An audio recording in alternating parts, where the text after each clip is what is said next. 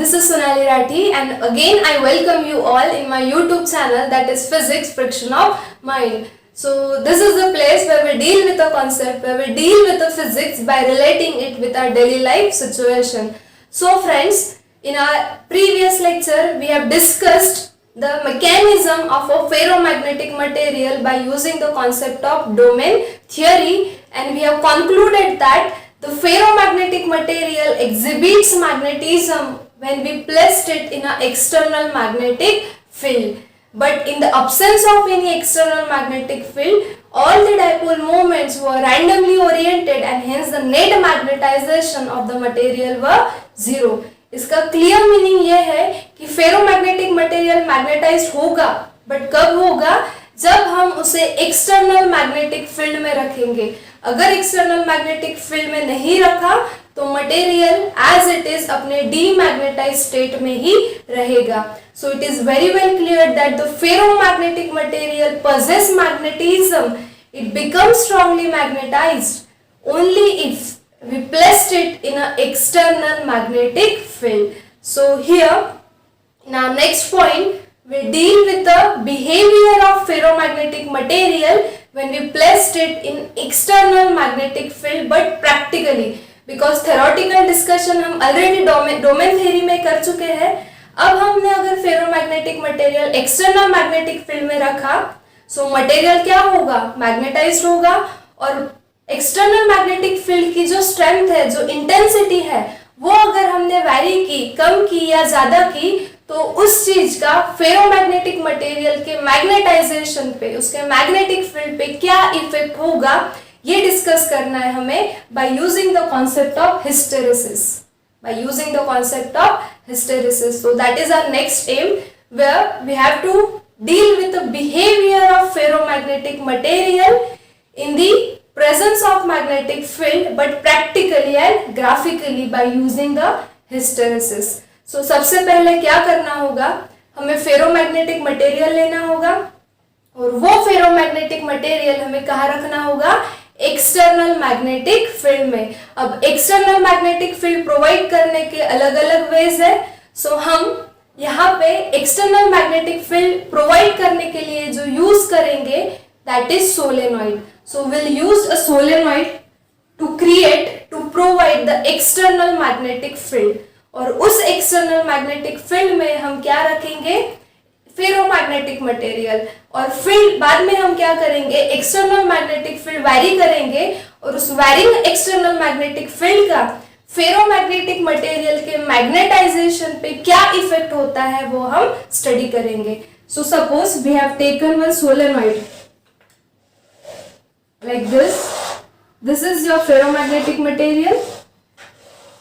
So this is our ferromagnetic material, and we have placed this ferromagnetic material, or we have inserted that ferromagnetic material in this solenoid. So this is the current carrying conductor which acts as a solenoid, which will create the magnetic field that will act as an external magnetic field. और उस external magnetic field में हमने क्या रखा है? That is our ferromagnetic material. So this is our ferromagnetic material. हमें hysteresis loop के through material की हिस्ट्री, मैग्नेटिक हिस्ट्री डिस्कस करना है. सो अब हम क्या करेंगे? By means of this current, by means of this solenoid will vary the external magnetic field, and thereby we will study the change in magnetism or the behavior of ferromagnetic material. So this is a solenoid. Suppose this is connected to the cell and the key, and this is the current which is flowing through a solenoid. Now this current carrying solenoid will create its magnetic field. That magnetic field will act as an external magnetic field. So let H, this H is, you know that what is H? It's magnetic intensity. Magnetic intensity of external magnetic field. And अब क्या होगा? Current carrying conductor खुद की magnetic field create करेगा, और उस magnetic field में ये फेरोमैग्नेटिक मटेरियल रखा है, so material will get magnetised. As the material is getting magnetized, it will create its own magnetic field. So let B be the magnetic field of ferromagnetic material. अब physics में जैसे कि मैंने कहा था, हम कॉज एंड इफेक्ट के साथ डील करते हैं. अब यहाँ पे हम अगर डिस्कस करें तो हमारा कॉज क्या होगा? दिस इज आवर कॉज, ये है हमारा कॉज जो हम प्रोवाइड कर रहे हैं, and this is our effect. So the provided external magnetic field is the cause, and because of that varying external magnetic field, this material is getting magnetized, so this is our effect. So we have to study this cause and effect phenomena experimentally and graphically. अब एक चीज clear है, जब भी हम graph plot करते हैं, हम एक्स एक्सिस पे हमेशा इंडिपेंडेंट पैरामीटर प्लॉट करते हैं और वाई एक्सिस पे हमेशा डिपेंडेंट पैरामीटर प्लॉट करते हैं. अब ये दोनों पैरामीटर में से हमारा इंडिपेंडेंट पैरामीटर कौन सा है? this h, where this h is the magnetic intensity of external magnetic field. और ये external magnetic field किसने प्रोवाइड की है? this current carrying solenoid. और y axis पे हम प्लॉट करेंगे b, where what is b? b is the magnetic field of this ferromagnetic material. Magnetic field create कर रहा है. कब क्रिएट करेगा? जब वो मैग्नेटाइज्ड होगा. बट वो मैग्नेटाइज कब हो रहा है? जब हमने उसे एक्सटर्नल मैग्नेटिक फील्ड में रखा है. So this is our independent parameter and this is our dependent parameter. So our B will be vary. The magnetic field of this ferromagnetic material will be vary according to the variation in the intensity of external magnetic field. So one thing is clear, जितना magnetic field की intensity बढ़ाओगे, जितनी magnetic field की intensity बढ़ाओगे, ferromagnetic material उतना ही strongly magnetised होगा. मतलब उसकी जो magnetic field है वो उतनी ही ज्यादा रहेगी. और मैग्नेटिक इंटेंसिटी अगर आपने रिमूव कर भी दी तो अब क्या होगा? मटेरियल एक बार मैग्नेटाइज हो चुका है, वो डीमैग्नेटाइज नहीं होगा. It will retain certain magnetization. ये कॉन्सेप्ट हमें पता है, बट ये थ्योरेटिकल कॉन्सेप्ट अब हमें graphically और practically relate करना है. So see what happens, how this magnetic field of ferromagnetic material varies according to the variation in the intensity of this external magnetic field. So see, it's quite simple. सिर्फ relate करने की कोशिश कीजिए. Suppose in the start, at origin O, intensity is 0. Intensity 0 means what? External magnetic field की intensity 0 है. Intensity 0 कब होगी? जब सोलेनॉइड में से जो करंट फ्लो हो रहा है वो 0 होगा. करंट ही 0 होगा तो मैग्नेटिक फील्ड 0 होगी, इंटेंसिटी भी 0 होगी. So at the origin O, the intensity of external magnetic field is 0 and therefore obviously magnetic field ही नहीं है तो फेरोमैग्नेटिक मटेरियल डीमैग्नेटाइज्ड स्टेट में रहेगा. मतलब उसकी मैग्नेटिक फील्ड भी कितनी होगी? 0 होगी. So this is the meaning of origin. Now what we'll do? We will increase the intensity. We will increase the intensity of external magnetic field. अब इंटेंसिटी अगर बढ़ानी है तो हमें क्या करना होगा? ये जो सोलेनॉइड में से करंट फ्लो हो रहा है वो करंट अगर हमने इंक्रीज कर दिया, सो करंट इंक्रीज होने के वजह से इनडायरेक्टली क्या होगा? एक्सटर्नल मैग्नेटिक फील्ड की इंटेंसिटी बढ़ेगी. So this way we have to increase the intensity of magnetic field by increasing a current flowing through a solenoid. So suppose in our first case we have increased the intensity of external magnetic field. This upward arrow indicates increased and downward arrow indicates decreased. Okay, so what will happen? As soon as you will increase the intensity of magnetic field, क्या होगा? ये ferromagnetic material magnetised होगा और ferromagnetic material की जो magnetic field है वो भी इंक्रीज होगी और इंटेंसिटी बढ़ाएंगे और मैग्नेटिक फील्ड इंक्रीज होगी. So you will get a graph like this, you will get a curve like this.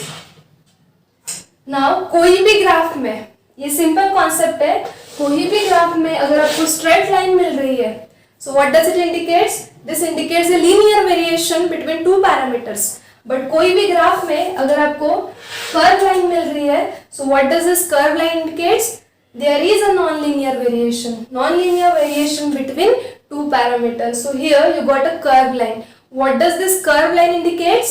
That with increase in the intensity, magnetic field is also increasing, but it increasing non-linearly. Okay?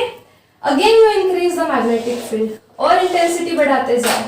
Intensity बढ़ाने के लिए क्या करोगे? Current बढ़ाओगे. So with increase in current, again increase the intensity of external magnetic field. क्या होगा? Magnetic field जो है ferromagnetic material की वो भी बढ़ते जाएगी क्योंकि मटेरियल मैग्नेटाइज्ड हो रहा है और इंटेंसिटी बढ़ाओ. But after certain time again if you will increase the intensity of magnetic field, external magnetic field, this curve becomes like this. This curve become like this. Now what does this indicates? एक particular intensity बढ़ाने के बाद magnetic field भी increase हुई non linearly, but एक particular point के बाद अगर आप फिर से इंटेंसिटी बढ़ाते हो, so you got a straight line. And what does this straight line indicates? Now with further increase in the magnetic intensity, the magnetic field of a ferromagnetic material becomes constant. It doesn't increase further and that is called as a saturation. ये region को और ये point को हम कहते हैं saturation. Saturation का meaning क्या होता है? अगर हम सिंपल एग्जांपल के थ्रू डिस्कस करें, suppose we are very much hungry, हमें बहुत भूख लगी है, हमारे सामने बहुत सारी हमारी फेवरेट डिशेस रखी है, हम क्या करेंगे? खाएंगे. बट हम कब तक खाएंगे? जब तक हम सेटिस्फाइड नहीं होते. एक बार हमारी भूख चली गई, उसके बाद कितनी भी फेवरेट डिश हमारे सामने रखी तो भी हम नहीं खा पाएंगे. क्यों? Because that is our saturation level, कि उसके ऊपर हम नहीं खा सकते. Second example we can give during exam session. पूरे साल भर हम प्रिपरेशन करते हैं right for the exam, but जब एग्जाम पास में आती है बिफोर 15 डेज, हमें पढ़ने की इच्छा नहीं होती राइट, हमें रिवाइज करने की भी इच्छा नहीं होती, because that is our saturation state, कि उसके ऊपर हमारा माइंड नहीं पढ़ सकता है. यहाँ पे भी सेम हो रहा है. With increase in the magnetic intensity, ferromagnetic material की जो मैग्नेटिक फील्ड है वो भी इंक्रीज हो रही है, बट एक पर्टिकुलर पॉइंट के बाद आपने इंटेंसिटी और बढ़ा दी तो अब मटेरियल जो है सैचुरेट हो चुका है, उसके ऊपर उसकी मैग्नेटिक फील्ड नहीं बढ़ती. That means at this point, at this saturation level, your material, your ferromagnetic material has become strongly magnetised. अब हम प्रीवियस लेक्चर से अगर रिलेट करें, इसका मीनिंग क्या है कि ये पॉइंट पे सारे के सारे जो डायपोल मूवमेंट्स है वो कहाँ शिफ्ट हो गए हैं? फील्ड के डायरेक्शन में शिफ्ट हो गए. And as all the domains, all the moments were shifted along the direction of the field, material become strongly magnetized. इसके ऊपर वो मैग्नेटाइज्ड नहीं हो सकता. So that is called as a saturation point. अब नेक्स्ट स्टेप में हम क्या करेंगे? So in first step we have increase the intensity. So with increase in intensity magnetic field भी बढ़ी and we got the saturation point. अब हम क्या करेंगे? इंटेंसिटी डिक्रीज करेंगे. अब एक्सटर्नल मैग्नेटिक फील्ड की इंटेंसिटी अगर हमें डिक्रीज करना है तो हमें क्या करना होगा? ये जो करंट फ्लो हो रहा है सोलेनॉइड में से, ये करंट क्या करना होगा? रिड्यूस करना होगा. If we are reducing the current, that means we are decreasing the external magnetic field. अब एक्सटर्नल मैग्नेटिक फील्ड डिक्रीज हो रही है तो ऑब्वियसली उसकी इंटेंसिटी भी क्या होगी? डिक्रीज होगी. So suppose we have decreased the intensity of external magnetic field in this direction. So what happens? With a decrease in the intensity, magnetic field also decreases and you get a curve like this here. Means ये जो external magnetic field आपने provide की थी वो अभी आप क्या कर रहे हो? डिक्रीज कर रहे हो.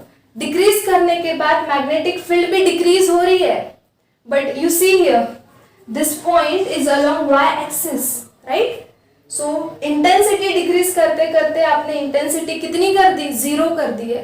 आपने एक्सटर्नल मैग्नेटिक फील्ड जीरो कर दिया, आपने करंट जीरो कर दिया. सो इंटेंसिटी भी जीरो हो गई. बट जब इंटेंसिटी जीरो हो गई तब भी मटेरियल में कुछ तो भी नॉन जीरो मैग्नेटिक फील्ड है, मीन्स मटेरियल स्टिल मैग्नेटाइज्ड है. और ये हम ऑलरेडी डिस्कस कर चुके हैं कि जब हम एक्सटर्नल मैग्नेटिक फील्ड रिमूव कर देते हैं मटेरियल स्टिल मैग्नेटाइज्ड होता है, and that means material retain this non-zero magnetization. You can see here at this point, as this point is purely along y-axis, means ये point पे intensity कितनी है, intensity कितनी है, जीरो है, और इंटेंसिटी जीरो होने के बाद भी मटेरियल में ये इतना नॉन जीरो मैग्नेटाइजेशन है, and as it retains magnetization even though the intensity is zero, this point is called as a retentivity. This is called as a retentivity.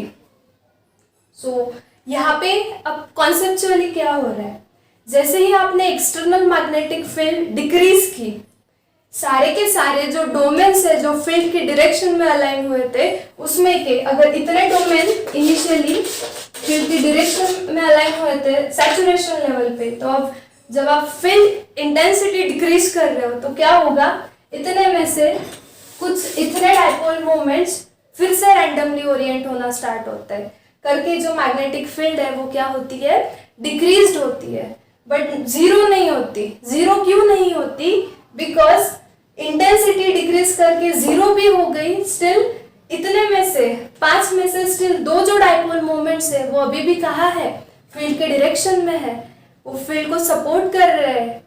That means material की magnetic field तो reduce हुई, see this magnetic field तो reduce हुई but zero नहीं हुई, ये non zero field still material के पास है. मतलब मैग्नेटिक जो फेरोमैग्नेटिक मटेरियल है वो स्टिल मैग्नेटाइज्ड है, उसने मैग्नेटाइजेशन रिटेन करके रखा है, and that's why this point is called as a retentivity. अब हमें क्या करना है, फेरोमैग्नेटिक मटेरियल को कंप्लीटली डीमैग्नेटाइज करना है. क्या करना है, हमें डीमैग्नेटाइज करना है. पर एक चीज तो हमने देख ली कि इंटेंसिटी जीरो, करंट जीरो करने के बाद भी, इंटेंसिटी जीरो करने के बाद भी मटेरियल में स्टिल सर्टेन मैग्नेटाइजेशन रिटेन्ड है. सो इन अ नेक्स्ट थर्ड पॉइंट हमें क्या करना है, मटेरियल को डीमैग्नेटाइज करना है. अब अगर हमें मटेरियल को डीमैग्नेटाइज करना है तो हमें क्या करना होगा, ये जो करंट है, ये जो करंट फ्लो हो रहा है सोलेनॉइड में से वो हमें रिवर्स डायरेक्शन में फ्लो करना होगा. अब अगर करंट को रिवर्स डायरेक्शन में फ्लो करेंगे, that means now we are increasing the intensity in this negative direction. This is negative H. So as you will increase your magnetic intensity now in a reverse direction, what will happen? What will happen?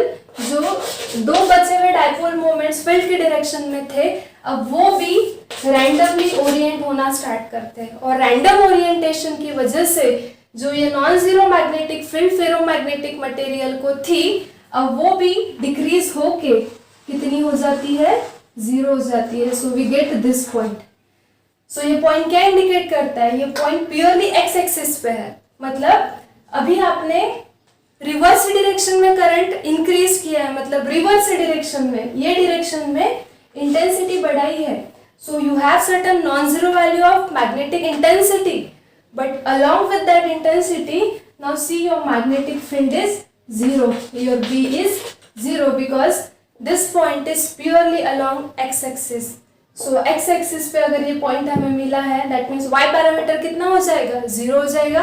y parameter पे क्या है, magnetic field है, मतलब इस point पे हमारी जो magnetic field है वो कितनी हो गई, जीरो हो गई. और अगर फेरोमैग्नेटिक मटेरियल की मैग्नेटिक फील्ड जीरो हो रही है, सो मटेरियल क्या हो गया, डीमैग्नेटाइज्ड हो गया. So this point is called as a कोएर्सिविटी.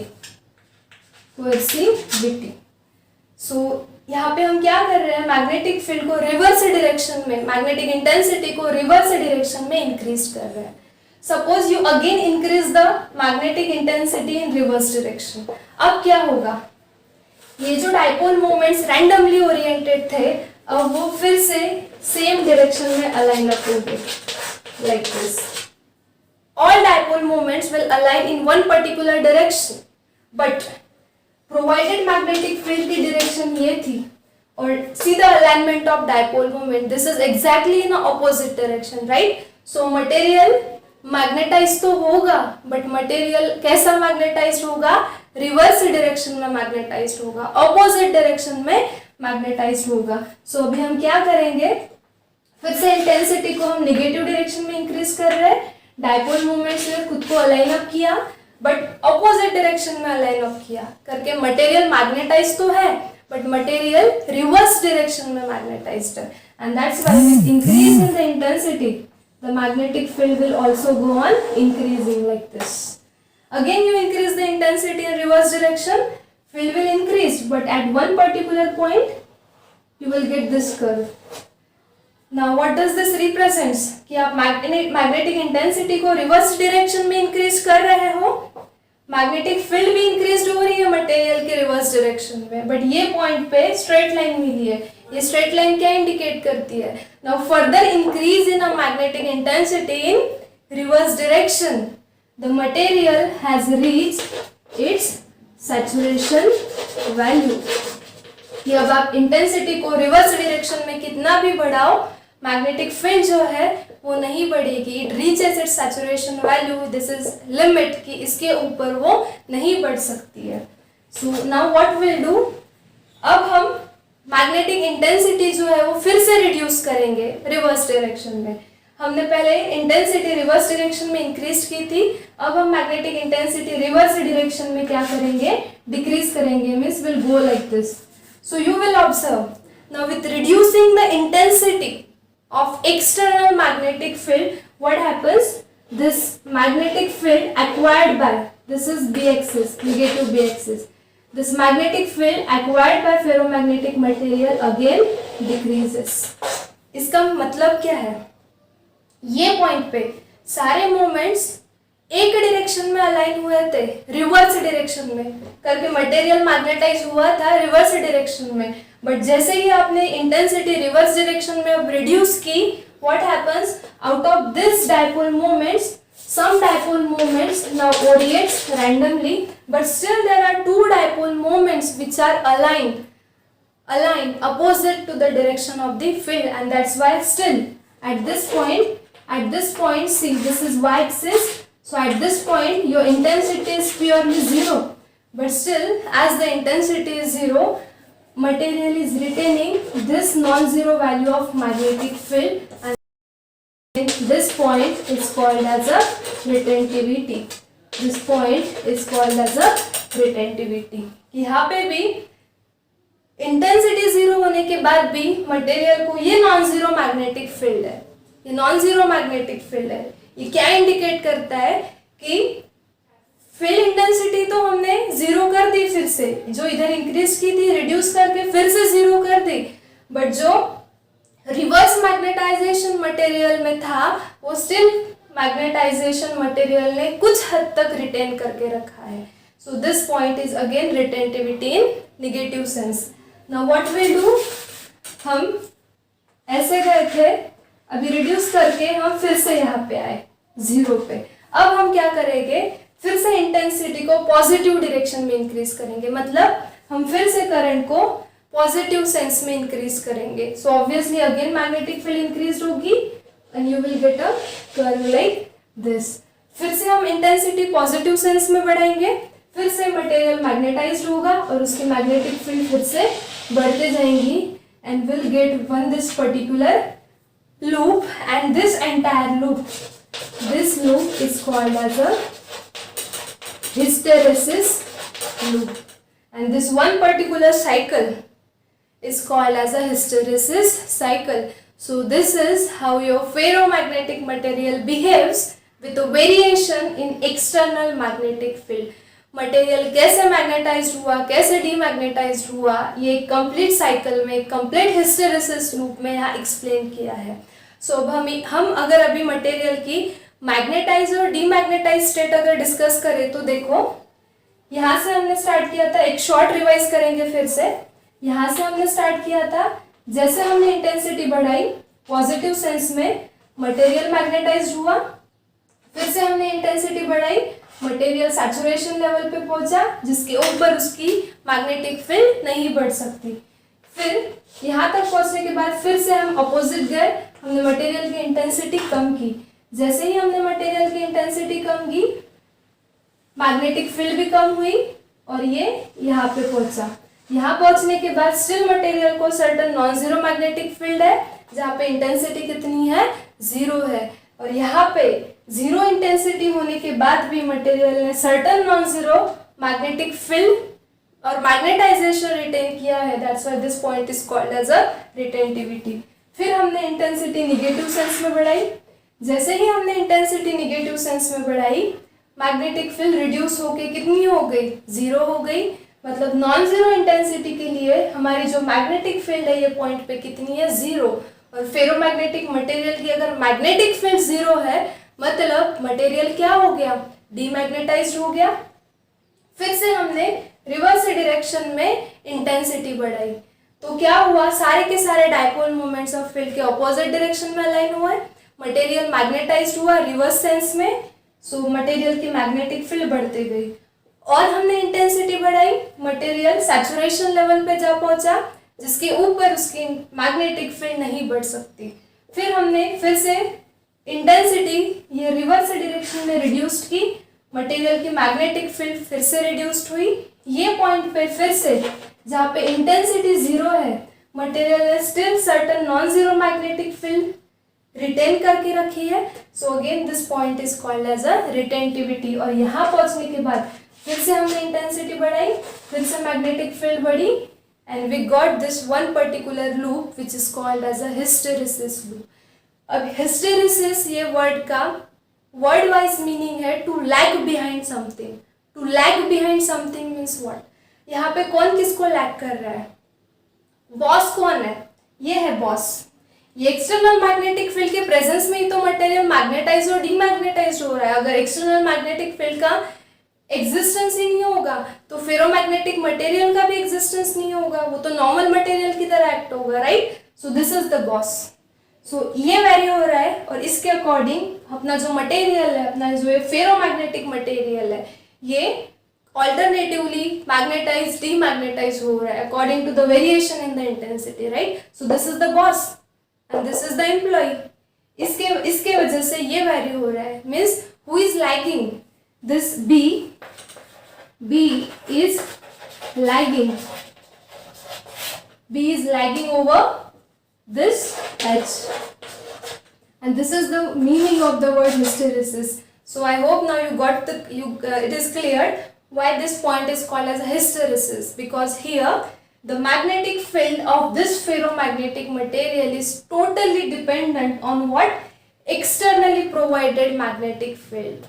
This externally provided magnetic field by means of this solenoid, and as here B is lagging over H, this loop is called as a hysteresis loop. So this is all about the hysteresis loop, and this hysteresis loop gives us the idea regarding magnetic history of the ferromagnetic material. State अगर हम देखें तो देखिए ये जो state है जहाँ पे मैग्नेटिक फील्ड इंक्रीज हो रही है, ये है मटेरियल की मैग्नेटाइज स्टेट। इधर इंटेंसिटी रिड्यूस करने के बाद मैग्नेटिक फील्ड रिड्यूस्ड होके यहाँ पे मैग्नेटिक फील्ड कितनी हो गई, जीरो हो गई। ये है मटेरियल की डीमैग्नेटाइज स्टेट। फिर से इंटेंसिटी रिवर्स डायरेक्शन में बढ़ाने के बाद मैग्नेटिक फील्ड इंक्रीज हो रही है, ये अगेन है मटेरियल की magnetize state but in a reverse direction. फिर से हमने इंटेंसिटी कम की, इंटेंसिटी कम करने के बाद मैग्नेटिक फील्ड भी रिड्यूस्ड हो रही है, ये फिर से है मटेरियल की डीमैग्नेटाइज स्टेट। फिर से हमने इंटेंसिटी बढ़ाई, फिर से मटेरियल की मैग्नेटिक फील्ड इंक्रीज्ड हुई, ये फिर से है मटेरियल की magnetize state. So in one particular hysteresis loop the material is alternatively magnetizing, demagnetizing according to the variation in magnetic intensity. So here your magnetic field of your ferromagnetic material, or we can say magnetization of ferromagnetic material, is varying according to the variation in external magnetic field or intensity of external magnetic field. So this is how your ferromagnetic material behaves when you placed it in an external magnetic field, and how it is getting magnetized, demagnetized according to the variation in the intensity of magnetic field. So this is all about the hysteresis loop, which shows us the behavior of ferromagnetic material according to the variation in external magnetic field. So this is important. Prepare it and try to relate it with the experiment and this graph. So in the previous lecture we have done the theoretical discussion. In this lecture we relate those theoretical discussion with the experimental and the graphical representation. So this is all about hysteresis loop. In next lecture again we will come up with the next point. So until then, stay studious, stay curious. Thank you.